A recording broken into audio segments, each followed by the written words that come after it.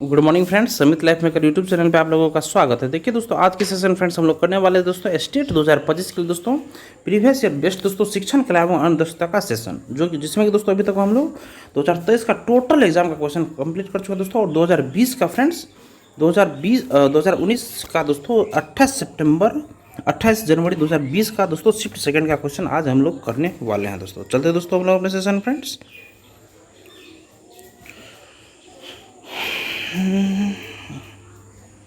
और ये सब ये रहा दोस्तों हमारा आज का सेशन 28 सितंबर 2020 का शिफ्ट सेकंड का शिक्षण कला एवं दक्षता का दोस्तों सेशन। देखिए दोस्तों, सबसे पहले है इसमें मैथ है दोस्तों। पहले मैथ हमें बनाना पड़ेगा फ्रेंड्स। देखिए फ्रेंड्स, यहाँ पे प्लस का अर्थ है गुना, प्लस का अर्थ है गुना।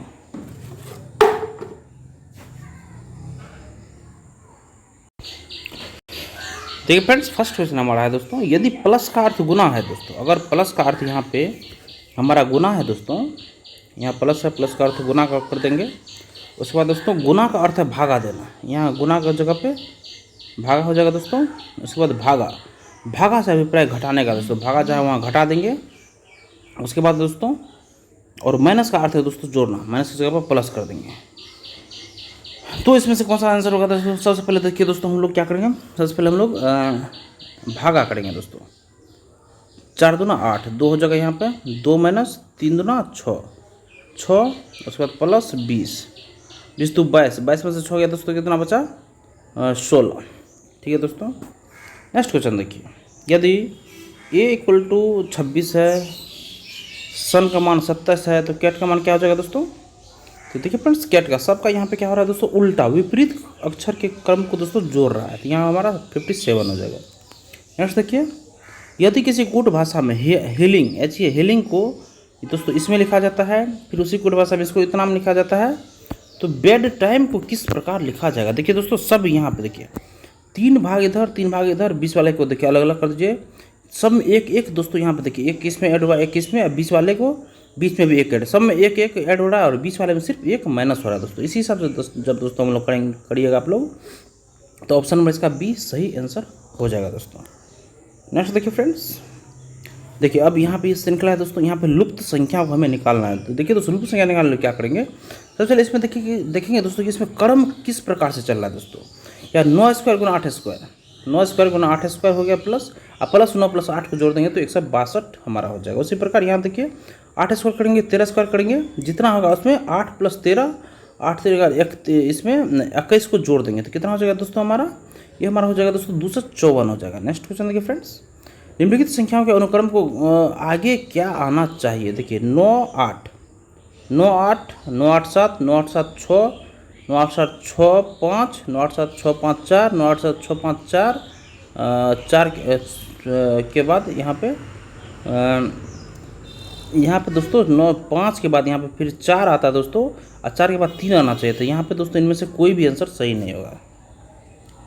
नेक्स्ट क्वेश्चन देखिए फ्रेंड्स, निम्नलिखित में से समाज के मुख्य संसाधन के रूप में किसे सामाजिक प्रयोग के लिए उपयुक्त माना गया है दोस्तों? किसे समाज के लिए प्रयोग के उपयुक्त माना गया दोस्तों? ये दोस्तों विद्यालय को। देखिए फ्रेंड्स, समाज के मुख्य संसाधन के रूप में विद्यालय को सामाजिक प्रयोग के लिए उपयुक्त माना गया है। विद्यालय को सामाजिक प्रयोग के लिए समाज का मुख्य संसाधन माना गया है, क्योंकि विद्यालय को समाजीकरण का केंद्र माना जाता है। विद्यालय मूल्यों, मानदंडों और परंपराओं को प्राप्त करने में शिक्षार्थियों की मदद करता है। नेक्स्ट क्वेश्चन देखिए, निम्नलिखित में से किन विद्यार्थियों को अध्यापक के ध्यान की आवश्यकता है? निम्नलिखित में से किन विद्यार्थियों को अध्यापक के ध्यान की आवश्यकता है दोस्तों? तो देखिए फ्रेंड्स, इनमें से सभी आंसर सही होगा हमारा। पहला है बुद्धिमान को चाहिए दोस्तों, अंतर्मुखी को भी और मंदगति से सीखने वाले को भी शिक्षक के ध्यान की आवश्यकता है दोस्तों। देखिए फ्रेंड्स, बुद्धिमान, अंतर्मुखी तथा मंदगति से सीखने वाले विद्यार्थियों को अध्यापक के ध्यान की आवश्यकता होती है। अध्यापक शैक्षिक क्षेत्र में आवश्यक किसी भी बदलाव के लिए प्रमुख व्यक्ति हैं। अध्यापक का ध्यान सभी विद्यार्थियों के लिए आवश्यक है तथा प्रत्येक विद्यार्थी को अपने अध्यापन के ध्यान की आवश्यकता होती है। अध्यापक के ध्यान की आवश्यकता होती है। अध्यापक प्रत्येक विद्यार्थियों की सफलता में योगदान देकर उसके भविष्य को आकार देता है दोस्तों। नेक्स्ट क्वेश्चन देखिए, निम्नलिखित में से कौन पाठ्यक्रम के लिए आधार प्रदान करता है दोस्तों? कौन पाठ्यक्रम के लिए आधार प्रदान करता है दोस्तों? ऑप्शन नंबर सी देखिए फ्रेंड्स, दर्शन शास्त्र, समाज और मनोविज्ञान। दोस्तों ये निम्नलिखित में कौन से पाठ्यक्रम आधार प्रदान करता है दोस्तों? तो ये दर्शन शास्त्र, समाजशास्त्र और मनोविज्ञान, ये तीनों दोस्तों आधार प्रदान करता है दोस्तों पाठ्यक्रम के लिए दोस्तों। दर्शन शास्त्र, समाजशास्त्र और मनोविज्ञान, ये तीनों आधार प्रदान करता है। सोल्यूशन देखिए इसका फ्रेंड्स, दर्शन शास्त्र, समाजशास्त्र और मनोविज्ञान पाठ्यक्रम के लिए आधार प्रदान करता है और पाठ्यक्रम विद्यालय के निर्देशन में छात्रों को दिए गए योजनाबद्ध शिक्षण अनुभवों की एक सूची है। दर्शन शास्त्र, समाजशास्त्र और मनोविज्ञान पाठ्यक्रम के लिए आधारशिला प्रदान करते हैं दोस्तों।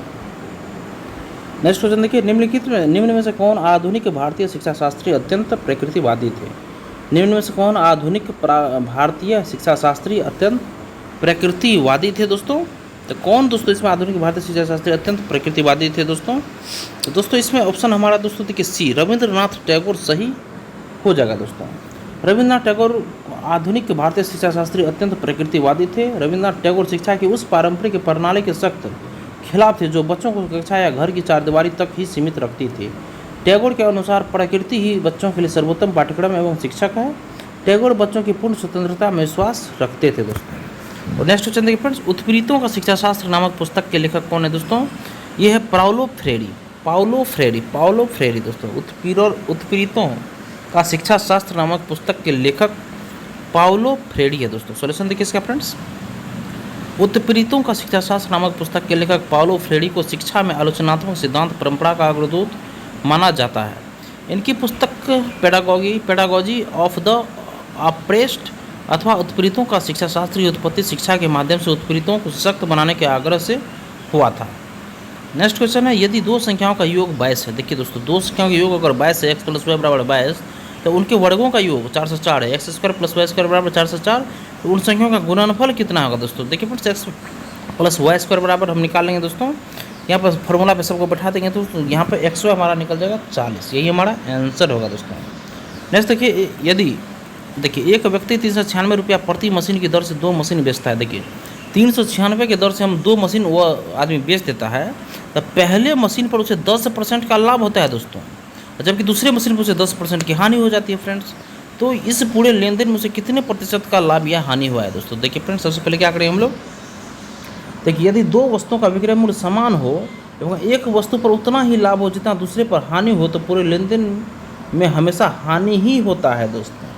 देखिए दर इसका इसमें हानि परसेंट बराबर निकालेंगे, दर स्क्वायर बटे 100, दर स्क्वायर की 10 है तो 10 स्क्वायर बटे 100 कर देंगे दोस्तों यहाँ पे, तो यहाँ पर 1% की हानि हो जाएगी दोस्तों। नेक्स्ट फ्रेंड्स, 600 मीटर की लंबाई वाली ट्रेन 600 मीटर की लंबाई वाली ट्रेन 54 किलोमीटर पर घंटे की रफ्तार से दौड़ रही है दोस्तों। देखिए 600 मीटर का एक ट्रेन है दोस्तों, ठीक है, 54 किलोमीटर पर घंटा की रफ्तार से वो दौड़ रहा है, तो कितने समय में यह प्लेटफॉर्म पर खड़े एक आदमी को पास करेगी? तो हमें समय निकालने के लिए यहाँ पे बोल रहा है दोस्तों, समय निकाल देंगे। तो देखिए दोस्तों मीटर है, तो यहाँ देखिए 54 किलोमीटर पर घंटा है दोस्तों, इसको मीटर पर सेकंड में बदलने के लिए हम लोग 5/18 से इसको गुना कर देंगे दोस्तों, तो यहाँ 15 मीटर पर सेकंड निकल जाएगा। उसके बाद क्या करेंगे दोस्तों, अब समय निकालना है तो दूरी बटा 7, तो 600/15 कर देंगे यहाँ पे दोस्तों, 40 सेकंड हमारा आंसर निकल जाएगा। नेक्स्ट क्वेश्चन देखिए, एक व्यक्ति की मासिक आय, देखिए फ्रेंड्स एक व्यक्ति की मासिक आय 18,000 रुपये है दोस्तों। एक व्यक्ति की मासिक आय 18,000 रुपये है, यदि उसके वेतन में 30% की वृद्धि होती है तो तब उसकी मासिक आय क्या है दोस्तों? तो 18,000 गुना 30/100 कर देंगे दोस्तों, आती है 30/100 करेंगे, देखिए 130/100 कर देंगे दोस्तों, 130/100, 100 में 30% बढ़ रहा है तो 130/100 करेंगे, या 30/100 अगर 100 करेंगे तो दोस्तों जितना निकलेगा उतना को 18,000 में हमें ऐड करना पड़ेगा, तो यहाँ पर डायरेक्ट 130/100 कर देंगे और ये हमारा यहाँ निकल जाएगा दोस्तों 23,400, ऑप्शन नंबर बी सही है। नेक्स्ट क्वेश्चन देखिए, लगातार 9 विषम संख्याओं का औसत 53 है, सबसे छोटी विषम संख्या कौन सी है दोस्तों? ये सबसे छोटी विषम संख्या दोस्तों यहाँ पे हमारा हो जाएगा 45। देखिए फ्रेंड्स लगातार 9 विषम संख्या x मान लिए, फिर x+2, x+4 ऐसे करके दोस्तों x+16 तक चलेंगे दोस्तों, 2 का यहाँ पे करेंगे दोस्तों, तो यहाँ पे हमारा हो जाएगा बराबर क्या है दोस्तों? 53 है ना, औसत 53 है, पर लगातार 9 संख्याओं का 53 है, तो 9x बराबर मान हमारा क्या निकल जाएगा फ्रेंड्स? 45। अब नेक्स्ट क्वेश्चन देखिए, यदि लागत मूल्य विक्रय मूल्य का 96, देखिए अगर लागत मूल्य मतलब CP विक्रय मूल्य का, तो SP का 96% है दोस्तों, CP बराबर SP इंटू 96%, तो प्रतिशत लाभ क्या है दोस्तों? तो CP बटे SP करेंगे दोस्तों, यहाँ पे 96/100 24/25, अगर लाभ की बात है तो 1/1 यहाँ पे 1/24 हो जाएगा प्लस 100, 4.17% लाभ हो जाएगा। नेक्स्ट देखिए फ्रेंड्स, एक परीक्षा में एक छात्र प्रत्येक सही उत्तर के लिए 4 अंक प्राप्त करता है। एक परीक्षा में एक छात्र प्रत्येक सही उत्तर के लिए 4 अंक प्राप्त करता है सही उत्तर के लिए, और गलत उत्तर के लिए 1 अंक खो देता है। यदि वह सभी 75 प्रश्नों का जवाब देकर 125 अंक हासिल करता है दोस्तों, 75 प्रश्न का हल किया और उसमें 125 अंक आया है, तो उसके द्वारा सही जवाब दिए गए प्रश्नों की संख्या कितनी है। देखिए सबसे पहले दोस्तों, सही जवाब दिए गए प्रश्नों की संख्या यहाँ पे x मान लेंगे दोस्तों। तो 75 प्रश्न अगर हल किया तो गलत में से गलत, देखिए 75 टोटल प्रश्न से अगर हम गलत सही जवाब को माइनस कर देंगे तो हमारा यहाँ पे क्या निकल जाएगा दोस्तों, गलत कितना हुआ, गलत का निकल जाएगा दोस्तों। अगर गलत जवाब दिए गए प्रश्न की संख्या हमें अगर निकालना है दोस्तों, 75 में से जितना सही जवाब दिया है उसको माइनस कर देंगे, हमें गलत जवाब दिए गए प्रश्न की संख्या निकल जाएगा। और यहाँ पे क्या बोले दोस्तों, देखिए सही जवाब दिए गए प्रश्नों की संख्या दोस्तों, सबसे पहले x माने हुए हैं यहाँ पर दोस्तों। तो यहाँ पर दोस्तों सही प्रश्न x संख्या माने हैं तो 4 अंक प्राप्त करता है, तो 4x हो गया दोस्तों। 4x में से दोस्तों यहाँ पे क्या बोल रहा है, प्रत्येक गलत उत्तर के लिए एक अंक खो देता है। तो 4x माइनस 1 इंटू यहाँ पे क्या करेंगे दोस्तों, अब फिर यहाँ पे क्या सही जवाब निकालना है दोस्तों। 4x माइनस 1 गुना 75 माइनस x बराबर 125 अंक वो लाया है दोस्तों। तो x का मान यहाँ पे हमारा 40 निकल जाएगा दोस्तों। नेक्स्ट क्वेश्चन देखिए, 67 और 101 के बीच मिश्र संख्याओं की संख्या है। 67 और 101 के बीच मिश्र संख्याओं की संख्या है दोस्तों, कितनी है दोस्तों, देखिए 67 और 101 के बीच मिश्र संख्या वही दोस्तों, एक तरह से समझिए अभाज्य संख्या है ये दोस्तों। ये अभाज्य संख्या की संख्या कितनी है दोस्तों, ये 27 हो जाएगा दोस्तों। 27 आप लोग गिन लीजिएगा दोस्तों। 97 कुल मिश्र संख्या की बात हो रही है दोस्तों, और सॉरी दोस्तों, मिश्र संख्या देखिए 67 और 101 के बीच की बात कर रही है दोस्तों। देखिए 68 से लेके 100 तक में टोटल निकालेंगे कि अभाज्य संख्या कितनी है दोस्तों। अभाज्य संख्या, तो अभाज्य संख्या यहाँ मतलब 68 से लेके 100 तक में दोस्तों यहाँ पे 6 हमारा कुल अभाज्य संख्या है दोस्तों। तो टोटल यहाँ 67 से 101 के बीच में कितनी संख्या यहाँ पे है, 33 संख्या यहाँ पे हो गया। 33 में 6 घटा के तो 27 यही हमारा आंसर निकल जाएगा। नेक्स्ट क्वेश्चन देखिए, दो संख्याओं का अनुपात 120 है। दो संख्याओं का अनुपात अगर 120 है और उनके वर्गों का योगफल, दो संख्याओं का गुणनफल xy हमारा 120 है और उसका वर्गों का योगफल x² प्लस y² बराबर 279 है। तो संख्याओं का योग क्या है दोस्तों, देखिए फ्रेंड्स यहाँ पे हम फॉर्मूला पे फिर इसको यहाँ पर बैठा देंगे, x प्लस y² बराबर x प्लस हमारा 23 निकल जाएगा, ये हमारा आंसर होगा। नेक्स्ट देखिए, यदि 40% वस्तुओं का विक्रय मूल्य, यदि 40% वस्तुओं का विक्रय मूल्य 50 वस्तुओं के विक्रय मूल्य के बराबर, देखिए 40% वस्तुओं का विक्रय मूल्य 40 वस्तुओं का विक्रय मूल्य 50 वस्तुओं के क्रय मूल्य के बराबर है दोस्तों। 50 वस्तुओं के क्रय मूल्य के बराबर है तो प्रतिशत लाभ हानि होगा। देखिए सबसे 40 वस्तुओं का विक्रय मूल्य यहाँ पे 200, देखिए यहाँ पर 200 मान लिया है, कितना दोस्तों 200 मान लिया है। 40 वस्तुओं का विक्रय मूल्य 200 इसमें मान लिया है, और यहाँ पे 50 वस्तुओं का क्रय मूल्य इसका भी 200 मान लिया है दोस्तों। ये दोनों माने हैं दोस्तों, और देखिए दोनों अगर बराबर है, ठीक है, तो एक वस्तु का विक्रय मूल्य यहाँ पे हमारा 5 निकल जाएगा, और यहाँ पे एक वस्तु का क्रय मूल्य कितना निकलेगा दोस्तों 4। ये यहाँ पे एक वस्तु का क्रय मूल्य 4 निकलेगा, और यहाँ पे विक्रय मूल्य कितना क्या निकलेगा 5 निकलेगा। तब यहाँ पे लाभ क्या होगा दोस्तों, देखिए फ्रेंड्स एक का लाभ हो रहा है यहाँ पर, तो लाभ बराबर क्या होगा दोस्तों 5-4/4 करेंगे तो 100 करेंगे दोस्तों, यहाँ पे 25% हमारा लाभ हो जाएगा दोस्तों। और यहाँ पे देखिए अगर दूसरा तरीका से अगर निकालते हैं तो क्रय मूल्य माइनस, देखिए डायरेक्ट क्या करेंगे, क्रय मूल्य माइनस विक्रय मूल्य बटे विक्रय मूल्य 100 दोस्तों, यहाँ पे 25% ही हमारा आंसर होगा दोस्तों। अब नेक्स्ट क्वेश्चन पे चलते हैं हम लोग। प्रारंभिक शिक्षा के सार्वभौमिकीकरण का अर्थ क्या है, प्रारंभिक शिक्षा के सार्वभौमिकीकरण का अर्थ क्या है दोस्तों प्रारंभिक शिक्षा का। तो देखिए दोस्तों इसका ऑप्शन नंबर हमारा डी हो जाएगा सही दोस्तों, कि 6 से 14 वर्ष के बच्चों के लिए मुफ्त अनिवार्य शिक्षा दोस्तों, यही ऑप्शन नंबर डी हमारा सही होगा दोस्तों। इसका सॉल्यूशन देखिए फ्रेंड्स, देखिए प्रारंभिक शिक्षा के सार्वभौमिकीकरण का अर्थ 6 से 14 वर्ष के बच्चों के लिए मुफ्त और अनिवार्य शिक्षा है। भारत में प्राथमिक शिक्षा का सार्वभौमिकीकरण से आशय सभी बच्चों को शिक्षा उपलब्ध कराना है, और सार्वभौमिकीकरण से तात्पर्य यह है कि एक बच्चा प्राथमिक विद्यालय में शामिल हो जाता है तो पढ़ाई पूरी होने तक उसे वहीं रहना चाहिए। नेक्स्ट क्वेश्चन है कि स्वतंत्रता प्राप्ति के बाद भारत सरकार द्वारा महिलाओं की शिक्षा के संबंध में गठित की जाने वाली पहली समिति है दोस्तों। यह दोस्तों पहली समिति दोस्तों दुर्गाबाई देशमुख समिति, ये पहली समिति है दोस्तों। स्वतंत्रता प्राप्ति के बाद भारत सरकार द्वारा महिलाओं की शिक्षा के संबंध में गठित की जाने वाली पहली समिति है दोस्तों। ये दोस्तों दुर्गाबाई देशमुख समिति स्वतंत्रता प्राप्ति के बाद भारत सरकार द्वारा महिलाओं की शिक्षा के संबंध में गठित की जाने वाली पहली समिति है दोस्तों दुर्गाबाई देशमुख समिति। दोस्तों सॉल्यूशन देखिए इसका फ्रेंड्स, स्वतंत्रता प्राप्ति के बाद भारत सरकार द्वारा महिलाओं की शिक्षा के संबंध में गठित की जाने वाली पहली समिति दोस्तों दुर्गाबाई देशमुख समिति है और इस समिति को दुर्गाबाई देशमुख की अध्यक्षता में स्थापित किया गया था और जिसे महिला शिक्षा पर राष्ट्रीय समिति के रूप में भी जाना जाता है। यह समिति 1959 से 1958 में गठित की गई थी। और नेक्स्ट क्वेश्चन देखिए फ्रेंड्स, श्रवण दोष वाले विद्यार्थियों को आवश्यकता होती है, इनमें से सभी का आवश्यकता होता है दोस्तों। श्रवण दोष वाले विद्यार्थियों को आवश्यकता होती है फ्रेंड्स, इनमें से सभी की आवश्यकता है दोस्तों। भाषा प्रशिक्षण की आवश्यकता, श्रवण प्रशिक्षण के और वाणी प्रशिक्षण तीनों का दोस्तों। भाषा प्रशिक्षण की आवश्यकता होती है, श्रवण प्रशिक्षण की आवश्यकता और वाणी प्रशिक्षण तीनों की आवश्यकता होती है दोस्तों। सॉल्यूशन इसका देखिए फ्रेंड्स, श्रवण दोष वाले विद्यार्थियों को भाषा प्रशिक्षण, श्रवण प्रशिक्षण तथा वाणी प्रशिक्षण की आवश्यकता होती है। कानूनी रूप से श्रवण दोष का अर्थ 72 कान से मतलब 60 dB मतलब 60 डेसिबल या उससे तेज आवाज़ सुनने में कठिनाई होना है। हस्तक्षेप और पुनर्वास का मुख्य उद्देश्य श्रवण बाधा से उत्पन्न इस दोष को कम करना है दोस्तों। नेक्स्ट है, राष्ट्रीय अध्यापक शिक्षा परिषद NCTE की स्थापना पार्लियामेंट एक्ट के तहत कब हुई थी दोस्तों? तो यह 1993 ईस्वी में हुई थी। राष्ट्रीय अध्यापक शिक्षा परिषद NCTE की स्थापना पार्लियामेंट एक्ट के तहत कब हुई थी फ्रेंड्स? ये वर्ष 1993 ईस्वी में ये हुई थी। सॉल्यूशन देखिए इसका, राष्ट्रीय अध्यापक शिक्षा परिषद NCTE की स्थापना पार्लियामेंट एक्ट के तहत वर्ष 1993 में हुई थी दोस्तों। और NCTE शिक्षक शिक्षा प्रणाली नियोजित और समन्वित विकास को प्राप्त करने के लिए बनाई गई एक नीति है। NCTE मुख्य रूप से शिक्षा कार्यक्रम या शिक्षक प्रशिक्षण कार्यक्रम डिजाइन करता है दोस्तों। नेक्स्ट क्वेश्चन देखिए फ्रेंड्स, निम्न में से शिक्षा में कौन सा संसाधन सम्मिलित नहीं है दोस्तों? निम्न में से शिक्षा में कौन सा संसाधन सम्मिलित नहीं है दोस्तों? तो ऑप्शन नंबर डी देखिए, जल संसाधन, ये सम्मिलित नहीं है दोस्तों। निम्न में से शिक्षा में कौन संसाधन सम्मिलित नहीं है दोस्तों? तो ये जल संसाधन सम्मिलित नहीं है दोस्तों। सॉल्यूशन देखिए फ्रेंड्स, शिक्षा में जल संसाधन सम्मिलित नहीं है।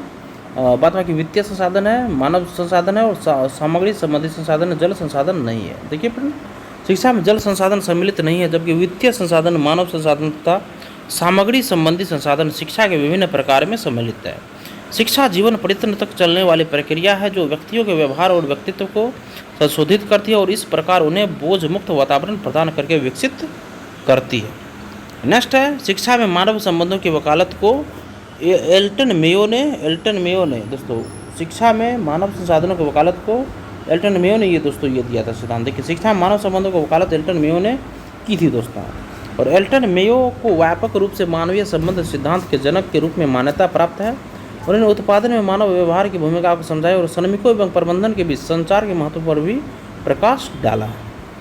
नेक्स्ट है, मध्याह्न भोजन योजना का मुख्य उद्देश्य है। क्या उद्देश्य है इसका? नामांकन बढ़ाना। मुख्य उद्देश्य इसका नामांकन बढ़ाना ही है। देखिए, मध्याह्न भोजन योजना का मुख्य उद्देश्य बच्चों का नामांकन बढ़ाना है। मध्याह्न भोजन योजना देश के 24 से 8 ब्लॉकों में एक केंद्रीय प्रायोजित योजना के रूप में 15 अगस्त 1995 को आरंभ की गई थी। वर्ष 1997-98 तक यह कार्यक्रम देश के सभी ब्लॉकों में आरंभ कर दिया गया। नेक्स्ट है, सहपाठचर्यात्मक क्रिया दोस्तों। ये ऑप्शन नंबर देखिए फ्रेंड्स, इसका ऑप्शन नंबर ए सही होगा। सहपाठचर्यात्मक क्रिया छात्र के विकास के लिए दोस्तों, छात्र के विकास। सहपाठचर्यात्मक क्रिया दोस्तों ये छात्र के विकास के लिए है दोस्तों। सॉल्यूशन किसका फ्रेंड्स? सहपाठचर्यात्मक क्रिया बच्चों के विकास के लिए है।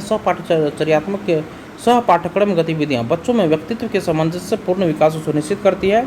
सीसीए औपचारिक सीखने के अनुभवों का विस्तार है और शैक्षणिक गतिविधियों के पूरक के रूप में महत्वपूर्ण भूमिका निभाता है।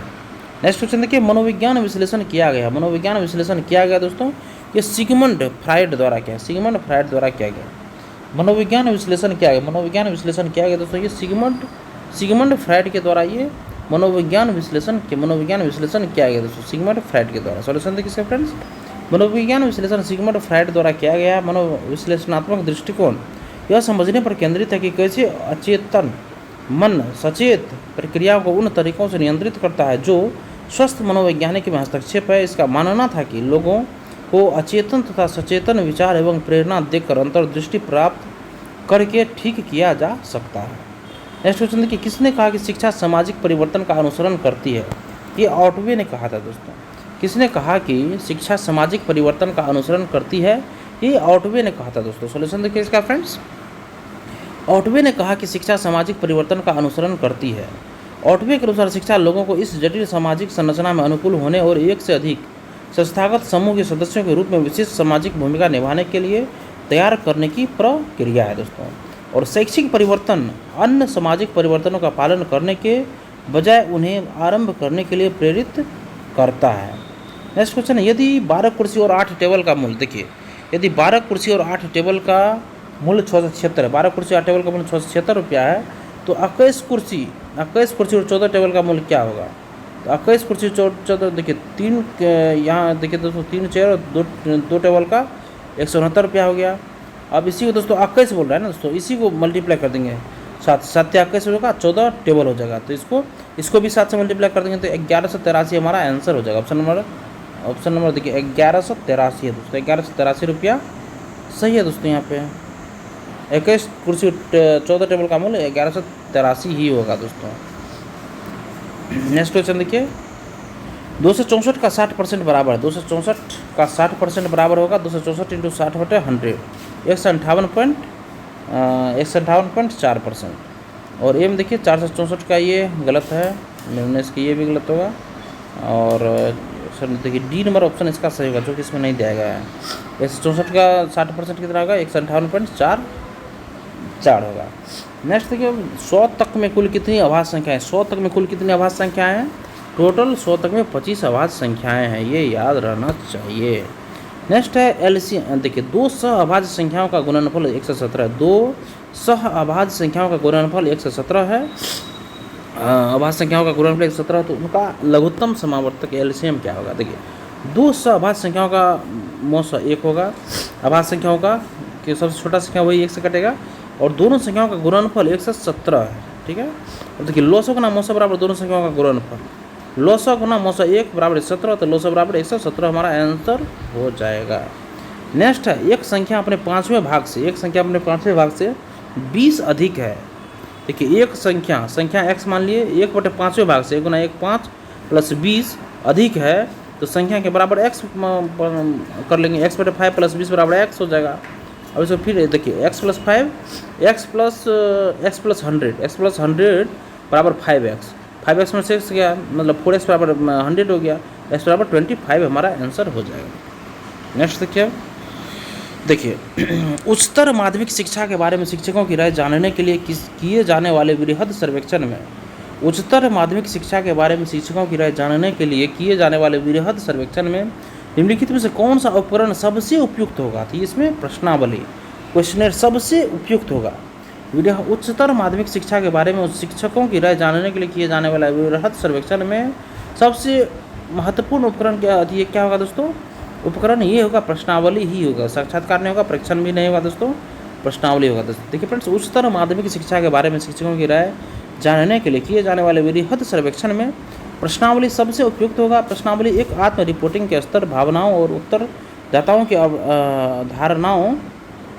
धारणाओं को मापने के लिए किया जाता है। यह डेटा संग्रह की एक तकनीक है जहाँ डेटा का स्रोत स्वयं विषय है। नेक्स्ट देखिए, एक विषय के रूप में शिक्षा मनोविज्ञान से तात्पर्य, एक विषय के रूप में शिक्षा मनोविज्ञान से तात्पर्य है। तो ऑप्शन नंबर बी देखिए यहाँ पे हो जाएगा, शिक्षा विषयक ज्ञान का मनोविज्ञान में अनुप्रयोग। एक विषय के रूप में शिक्षा मनोविज्ञान से तात्पर्य, एक विषय के रूप में शिक्षा मनोविज्ञान से तात्पर्य है, तो शिक्षा विषयक ज्ञान का मनोविज्ञान में अनुप्रयोग, शिक्षा विषयक ज्ञान का मनोविज्ञान में अनुप्रयोग है। देखिए एक विषय के रूप में शिक्षा मनोविज्ञान से तात्पर्य शिक्षा विषयक ज्ञान का मनोविज्ञान में अनुप्रयोग है।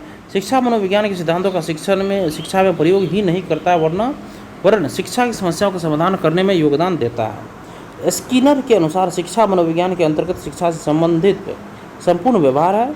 निम्नलिखित में से कौन सा प्रकार शिक्षा के साधन के रूप में विद्यालय से संबद्ध नहीं है? देखिए निम्नलिखित में कौन सा प्रकार शिक्षा के साधन के रूप में विद्यालय से संबद्ध नहीं है? देखिए सबसे पहले देखिए ज्ञान मूल्यों रीति रिवाजों आदि का संरक्षण, धार्मिक समस्याओं हेतु निश्चित समाधान, और सामाजिक विकास हेतु मार्गनिर्देशन, और भावी भूमिका के निर्वहन हेतु बच्चों का समाजीकरण। देखिए दोस्तों इसमें ऑप्शन नंबर बी देखिए हमारा धार्मिक समस्याओं हेतु निश्चित समाधान, ये गलत है भाई, ये नहीं यहाँ पे होता है। देखिए धार्मिक समस्याओं हेतु निश्चित समाधान प्रकार शिक्षा के साधन के रूप में विद्यालय से संबद्ध नहीं है। अनुच्छेद 28 के अंतर्गत राज्य भारत का क्षेत्र निधियों से पूर्णतः पोषित किसी भी शैक्षणिक संस्थाओं में कोई धार्मिक शिक्षा नहीं दी जा सकती है, जबकि ज्ञान मूल्यों, रीति रिवाजों आदि का संरक्षण अनुच्छेद 28 के अंतर्गत राज्य मतलब भारत का क्षेत्र विधियों से पूर्णतः पोषित किसी भी शैक्षणिक संस्थान में कोई धार्मिक शिक्षा नहीं दी जा सकती है, जबकि ज्ञान मूल्यों, रीति रिवाजों आदि का संरक्षण, सामाजिक विकास हेतु मार्गदर्शन तथा भावी भूमिका के निर्वहन हेतु बच्चों का समाजीकरण शिक्षा के साधन के रूप में विद्यालय में से संबद्ध है। नेक्स्ट है, शिक्षा के दर्शन का कौन सा संप्रदाय डार्विन के विकासवाद के सिद्धांत से निकटता जताएगा? तो ये प्रकृतिवाद है। ऑप्शन नंबर सी सही होगा, प्रकृतिवाद में सोल्यूशन किसका? शिक्षा के दर्शन का प्रकृतिवाद संप्रदाय डार्विन के विकासवाद के सिद्धांत से निकटता जताएगा। शैक्षिक दर्शन सिद्धांतों का एक निश्चित समूह है जो शिक्षा के उद्देश्यों को तैयार करता है। मूल्यांकन के डार्विन सिद्धांत को ब्रिटिश प्रकृतिवादी चार्ल्स डार्विन द्वारा प्रस्तावित किया गया था। नेक्स्ट देखिए, भारतीय संविधान में निम्नलिखित से किस अनुच्छेद के अनुसार 6 से 14 वर्ष के बालकों की शिक्षा एक मौलिक अधिकार है? ये 21 के ए, आर्टिकल 21 का ए। देखिए इसका सोल्यूशन, भारतीय संविधान में 21 अनुच्छेद के अनुसार 6 से 14 वर्ष के बालकों की शिक्षा एक मौलिक अधिकार है। इसे शिक्षा का अधिकार अधिनियम, जिसे आमतौर पर आरटीई अधिनियम 2009 के रूप में भी जाना जाता है, जिसका उद्देश्य निःशुल्क और अनिवार्य शिक्षा प्रदान करना है। दोस्तों नेक्स्ट है, ये 3 लगातार विषम प्राकृतिक संख्याओं का योग 87 है। इनमें से सबसे देखिए 3 लगातार विषम संख्याओं का योग 87 है, तो इनमें सबसे छोटी संख्या कौन सी होगी? ठीक है, सबसे छोटी संख्या निकालेंगे। देखिए माना कि सबसे माना कि पहली विषम प्राकृतिक संख्या x-2 हो जाएगा पहला, फिर x हो जाएगा, फिर x+2 हो जाएगा, इसका योग 87 है, तो x का मान हमारा 29 निकल जाएगा यहाँ पर। अब नेक्स्ट देखिए फ्रेंड्स, यदि 5 व्यक्ति 10 खिलौने को 6 दिनों में, देखिए 5 व्यक्ति हो गया, यहाँ देखिए 5 व्यक्ति हो गया, 10 खिलौने को 6 दिनों में 6 घंटे प्रतिदिन काम करके बना सकते हैं। फिर 12 व्यक्ति, देखिए 12 व्यक्ति हो गया और 8 घंटे काम करके 12 व्यक्ति यहाँ 8 नहीं होगा, यहाँ पे 8 को मिटा दीजिएगा। 12 व्यक्ति प्रतिदिन 8 घंटे काम करके 16 खिलौने को कितने दिनों में बना सकते हैं? दोस्तों देखिए यहाँ पे 6 दिन होगा, देखिए 16 व्यक्ति प्रतिदिन 6 घंटे काम करके 8 घंटे काम करके कितने दिन में बना सकते हैं? दोस्तों तो यहाँ पे दोनों को गुना कर देंगे। देखिए सबसे पहले यहाँ पे 6 ऊपर वाला ये हमारा कट गया, ठीक है। अब देखिए यहाँ पे उसके बाद हो गया 10 8 है, तो यहाँ पे देखिए इसी हिसाब से बनेगा दोस्तों। यहाँ सोल्यूशन आप लोग देख लीजिए, 5 गुना 6 गुना 6/10 और उसके बाद 12 गुना 8 गुना (2/16), तो वर्क 1 बटे वर्क 2 कितना 16 खिलौने बनाता है, और वहाँ पे कितना खिलौने बनाता है? 10 खिलौने बनाता है। m गुना d गुना h, MDH बटे W हो जाएगा दोस्तों। m मेन हो गया, d हो गया, h हावर हो गया, ठीक है, बटे W वर्क हो गया। यहाँ पे हमारा 3 दिन निकल जाएगा दोस्तों। नेक्स्ट क्वेश्चन देखिए आप, निम्न से सबसे छोटी संख्या कौन है जिसे 4, 6, 8 और 16 से विभाजित करने पर शेष 2 बचता है? सबसे पहले इसका एलसीएम देखिए, एलसीएम हो जाएगा एलसीएम प्लस शेष 48 + 2 50 हो जाएगा। देखिए मैं 4, 6, 8, 12, 16 का एलसीएम यहाँ पे 48 + 2 50। सबसे छोटी संख्या यहाँ पे क्या जाएगा? 50। सबसे छोटी संख्या 50 जिसे 4, 6, 8, 12 तथा 16 से विभाजित करने पर 2 शेष बचेगा। नेक्स्ट देखिए, एक कार पहला 39 किलोमीटर की दूरी 45 मिनट में, जबकि एक कार पहला 39 किलोमीटर की दूरी 45 मिनट में, जबकि अगला 25 किलोमीटर ये 35 मिनट में तय करता है, तब कार की औसत गति क्या होगी? इस सबसे पहले यहाँ पे औसत चाल बड़ा कुल चली गई दूरी बटे कुल लगा समय 39 + 25 बटे 45 बटे 60, 35 बटे 60, 64 बटे 80 बटे 60, 64 गुना 3 बटे 4 मतलब 48 किलोमीटर पर घंटा। 48 किलोमीटर पर घंटा, यही सही है। नेक्स्ट क्वेश्चन देखिए यहाँ पे, राधा का वेतन सलमा के वेतन से 20% कम है। राधा का वेतन सलमा के वेतन से 20% कम है, तब सलमा का वेतन राधा के वेतन से अधिक है। कितना अधिक है? अभिष्ट प्रतिशत में हो जाएगा 100 गुना कमी बटे 100 माइनस कमी, तो 20 गुना 100 गुना कमी 20 गुना 100% बटे 100 गुना कमी बटे 80, मतलब 25% हमारा यहाँ पे हो जाएगा, अधिक हो जाएगा। नेक्स्ट है, ए और बी बहनें और आर और एस भाई। ए और बी बहनें, देखिए ए और बी बहनें हैं, यहाँ पे ए बी बहनें हैं और सी आर और एस भाई है, आर एस भाई है, तो ए की बेटी आर है, ए की बेटी आर है, ए की बेटी आर है, ए की बेटी आर, ए की बेटी ओह ए की बेटी आर की बहन है, ए की बेटी यहाँ पर आर की बहन है, ये आर पहले से भाई है, आर और एस भाई है, आर और एस भाई है, और यहाँ पे ए की बेटी आर की बहन है, बी का एस से आर की बेटी एस, तो बी का एस से क्या संबंध है, ये दोनों भाई है, बी कौन है एस का, तो ये हो जाएगी बहन चाची, बी और एस ये क्या हो जाएगा, बहन माँ चाची, चाची हो जाएगा चाची। नेक्स्ट देखिए, जिस प्रकार बी डी ई जी से संबंधित, बी डी ई जी से संबंधित, बी 2 यहाँ पे 5, 3 का यहाँ पे 3 बढ़ रहा है, जो एम ओ पी आर से संबंधित है, एफ एस क्या हो जाएगा, एफ 6, 6 3 9, 9 पे क्या आई, और एच 8, 8 3 11, 11 पे के, तो आई के ऑप्शन नंबर डी करेक्ट है। नेक्स्ट देखिए यहाँ पे है, माया अपनी कक्षा में नीचे से 6वीं, माया अपनी कक्षा में नीचे से 6ठी है और शीर्ष से 28वीं, नीचे से 6ठी और शीर्ष से 28वीं दोनों को ऐड कर देंगे, जितना होगा उसमें माइनस, तो 33 यहाँ पे हो जाएगा। नेक्स्ट है, नीचे दिए गए विकल्प में संबंधित शब्द को चुने, पुस्तक जैसे प्रकाशक निकालता है उसी प्रकार फिल्म ये निर्देशक डायरेक्टर निकालता है, डायरेक्टर। और अंतिम क्वेश्चन है, नीचे दिए गए प्रश्नों में देखिए श्रृंखला को लुप्त संख्या निकालिए। देखिए यहाँ पे 11, यहाँ पे देखिए 15 स्क्वायर, 14 स्क्वायर, 13 स्क्वायर, यहाँ पे 12 स्क्वायर बड़े बड़े 44 हो जाएगा। और इसी के साथ दोस्तों हमारा सेशन आज यहीं पे ख़त्म होता है। दोस्तों सेशन देखने के लिए धन्यवाद दोस्तों, आपका दिन शुभ।